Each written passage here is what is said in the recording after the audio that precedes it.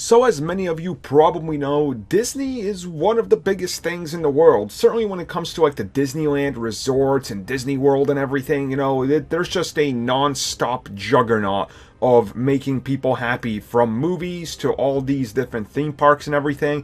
And of course, Marvel was one of the biggest acquisitions that Disney ever made, and it certainly paid out to be one of the, I guess, biggest in Hollywood, so they can't really, complain about anything they've done with it. And certainly when you look at their cinematic universe and how they're moving forward with it, that's not going to stop anytime soon.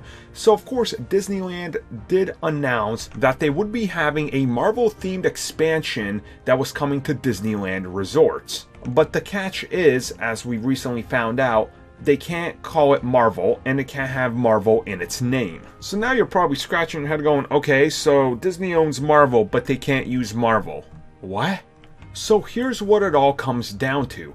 Essentially, Marvel, before they ever started going bankrupt in those mid-90s, were looking at pushing their characters out to different studios to try to make some money and rival DC Comics in the film industry. And they were finding themselves kind of in a bad situation because nobody wanted to make movies based on Marvel characters. Then the bankruptcy started to happen, and Spider-Man goes to Sony, and certain laws and contracts are, tied up over there. And then the same thing happens with Fox, and then NBC Universal in 1994 was the one that claimed a certain, I guess, bigger amount of what was happening. Essentially, the contract they signed in 1994 before Disney ever acquired Marvel would put Marvel in a place where they cannot use certain characters and names in certain aspects of advertising or theme parks. Now, of course, when you really think of this, and when you look at Universal Studios Hollywood and Universal Studios Orlando,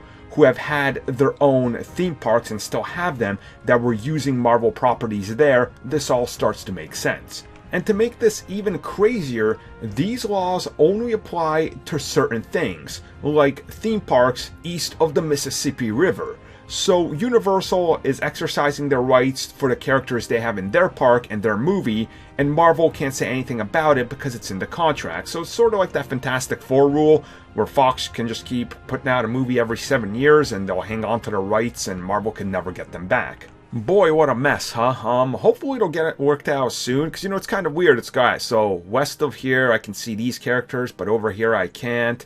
And then if I go over to China, I can have Iron Man, but he's not allowed over there. See how complex that gets? Man, these lawyers, huh?